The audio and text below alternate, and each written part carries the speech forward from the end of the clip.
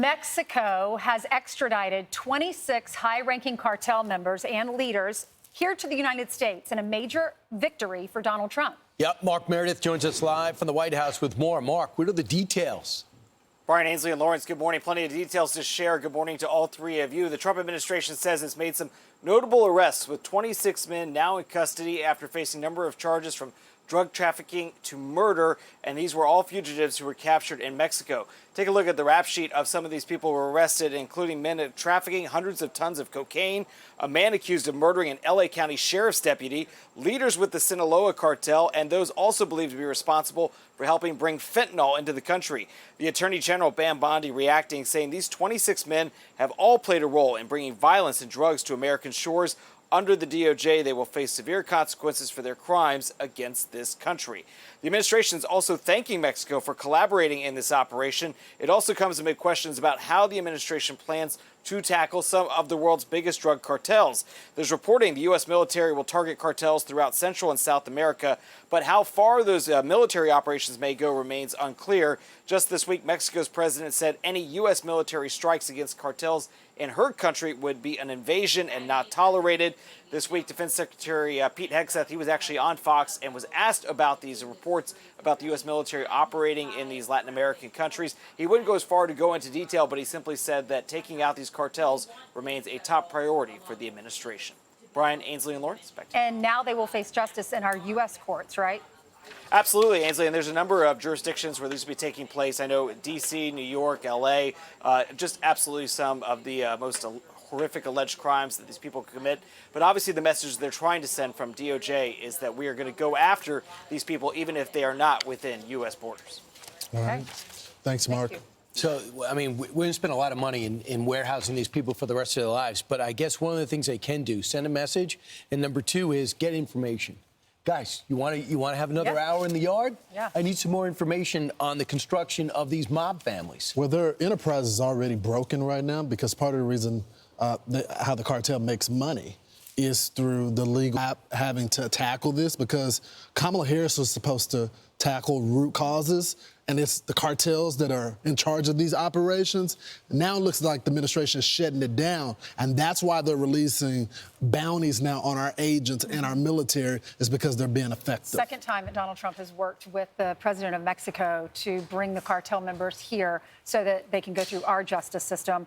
But the past president had a phrase that he used was hugs, not bullets. So now the new president of Mexico is working well with Donald Trump to try to cut down on all the drug trafficking across the border. I mean, there's a theory that the cartels are more powerful than the government. So they have to pretend as if the president of the United States says, the president of Mexico says, hey, I don't want the U.S. here.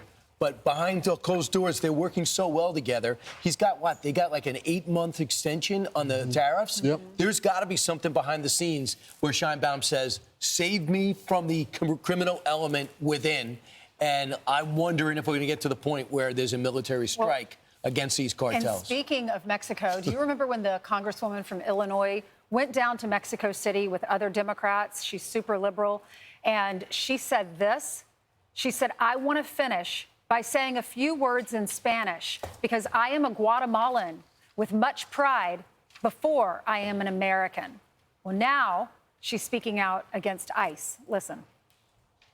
In my own district, in District 3, we've stood up rapid response efforts to defend our communities against Trump. It's why Tom Homan hates me so much. He says, we come to Chicago, but Chicago's too educated on their rights because he hopes that we don't know our rights so they can violate them. Well, Tom Homan, let me tell you, all over the country, we will continue to stand up for our rights, and we will continue to call out the terrorist organization that is ICE. So, first of all, to call a U.S. law enforcement agency a terrorist organization is reprehensible. Everybody in her party should condemn that because, first of all, it's not true.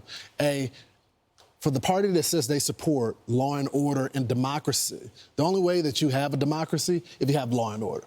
The second thing is she's not effective at all. I know. I'm waiting for the first Democrat to say, we want the criminals gone, but Mr. President, here's our bill. We don't want amnesty, but we'll talk about visas. We'll talk about the people that's been here for a while. We'll talk about reforming the process. And you know what, Mr. President? We actually agree with the wall. We agree with the border enforcement, and we're going to give you permanent funding so we don't have to debate this ever again.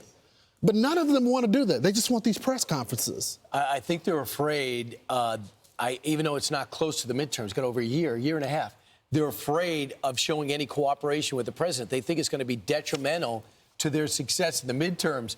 How about you do your job? I understand the last 6 months, you got to worry about your party and be. How about you do your job and you could be successful and queued up in 2 years to say, wow, somebody was able to notice the border was sealed and start doing something about work visas, and maybe some not path to citizenship, but people here over 20 years in the hospitality and agricultural community, they will have a path to stay. Well, and also she calls ICE a terrorist organization. ICE actually prevents terrorists from getting across our border. So protecting you and your family and your community from a terrorist. There are many terrorists that would love to come through our borders and attack America, right? Well, also, ICE is taking pedophiles off the street. 100%. Gang members off the street, murderers, people who beat their wives. Is she not for that? Doesn't seem to be. And I'll add one other thing.